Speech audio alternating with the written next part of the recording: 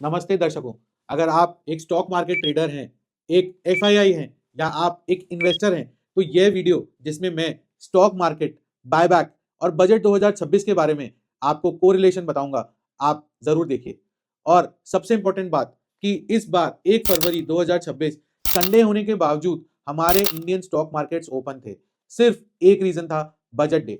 जी हाँ, पहली बार हिस्ट्री में संडे के दिन इंडियन स्टॉक मार्केट्स ओपन हुए हैं, क्योंकि बजट डे था। इसलिए जब दुनिया के सारे स्टॉक मार्केट्स छुट्टी मना रहे हैं, या ऐसा कहें कि दुनिया के सारे फॉरेन इन्वेस्टर्स छुट्टी मना रहे हैं, इंडिया के इन्वेस्टर्स टीवी स्क्रीन पर लेफ्ट बजट देख रहे हैं, राइट में स्टॉक मार्केट देख रहे हैं। सुबह मार्केट 9:15 पर करीब 82,400 पॉइंट पर था, और जैसे ही बजट में यह न्यूज आई कि मैडम फाइनेंस मिनिस्टर ने एसटीटी फ्यूचर्स एंड ऑप्शन पर बढ़ा दिया है, बायबैक पर टैक्स बढ़ा दिया है, मार्केट ने करीब करीब 1700 पॉइंट का डाइव मार दिया। तो आज हम समझेंगे कि बजट 2026 में सरकार ने ऐसे क्या अमेंडमेंट्स किए जिसकी वजह से बजट डे पे, या ऐसा कहें कि इंडियन इन्वेस्टर्स को बजट पसंद नहीं आया और उसने एक नोज डाइव मारा। सो बजट के दिन एफआईआईज का रिएक्शन तो हम नहीं देख पाएंगे, बट हमें बजट से पहले तक एफआईआईज ने almost 2 lakh crore Indian market से निकाल लिए, और उस पर फाइनेंस मिनिस्टर मैडम का यह अनाउंसमेंट कि फ्यूचर एंड ऑप्शंस पर एसटीटी की रेट बढ़ जाना,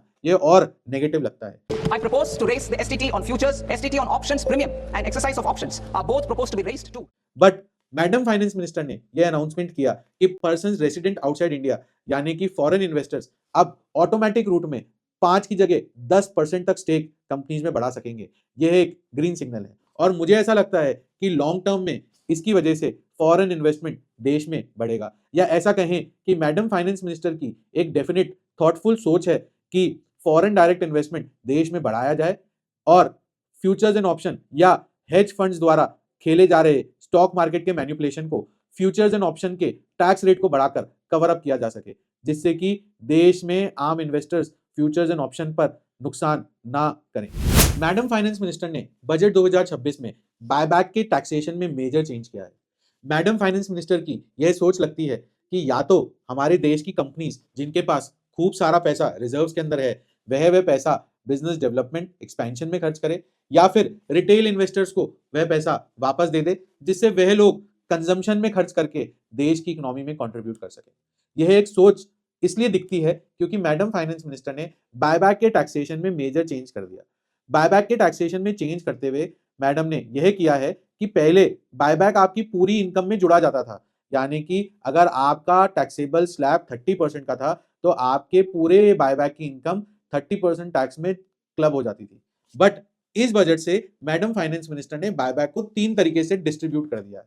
अगर आप एक कॉर्पोरेट प्रमोटर हैं, यानी कि किसी कंपनी के कॉर्पोरेट प्रमोटर हैं, प्राइवेट लिमिटेड या लिमिटेड कंपनी किसी कंपनी की प्रमोटर है, तो उस पर बायबैक में टैक्सेशन 22% किया गया है। अगर आप कोई इंडिविजुअल प्रमोटर हैं, तो आपके ऊपर बायबैक का टैक्सेशन 30% है।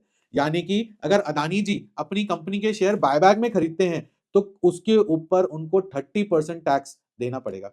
और सरकार ने माइनॉरिटी शेयर होल्डर, या ऐसा कहें कि इन्वेस्टर्स जो पैसा कंपनी में इन्वेस्ट करते हैं, या जो लोग अपनी छोटी इनकम या छोटी सेविंग्स को शेयर्स में इन्वेस्ट करते हैं फ्यूचर गेन्स के लिए, उनको बेनिफिट देते हुए बायबैक की प्राइस माइनस द प्राइस जिस प्राइस पर उन लोगों ने इन्वेस्ट किया है, उस गेन अमाउंट पर, या ऐसा कहें कि सिर्फ लॉन्ग टर्म गेन अमाउंट पर 12.5% टैक्स किया है।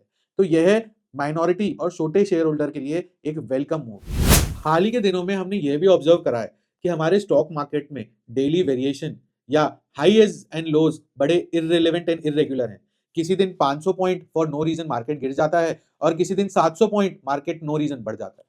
इसके अंदर सेबी की एक इंपॉर्टेंट एडवाइजरी या फाइंडिंग्स भी हैं, जिसमें सेबी ने यह कहा है कि 90% लोग फ्यूचर्स एंड ऑप्शन में पैसा गंवाते हैं, और इसका इंपॉर्टेंट रीजन है हेज फंड्स। जी हाँ, ऐसे फंड्स जो मार्केट में शॉर्ट एंड लॉन्ग पोजीशंस बनाकर आप जैसे और मेरे जैसे सिंपल इन्वेस्टर्स के पैसे से पैसा कमाते हैं, यानी कि हम जैसे लोगों का लॉस, उन हेज फंड्स का प्रॉफिट।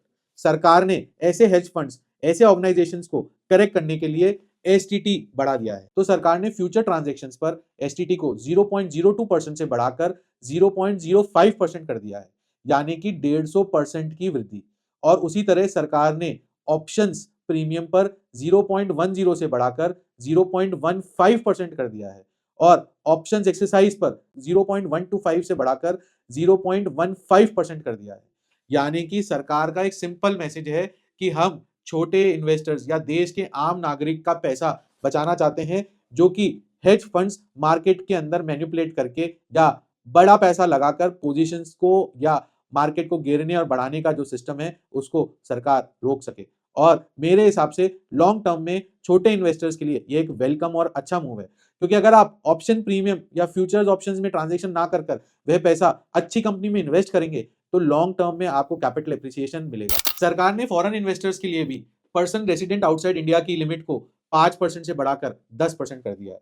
यानी कि अगर कोई पर्सन इंडिया के बाहर है और वह इंडिया या इंडियन मार्केट में या इंडिया की किसी कंपनी में निवेश करना चाहता है तो वह ऑटोमेटिक रूट के थ्रू 10% तक इन्वेस्ट कर सकता है। तो सरकार ने पर्सन रेसिडेंट आउटसाइड इंडिया के लिए जो यह परसेंटेज बढ़ाया है 5 से 10% किया है, इसका इंपैक्ट हमें आने वाले ट्रेडिंग डेज में मार्केट पर कैसा दिखेगा, कमेंट कर जरूर बताइएगा।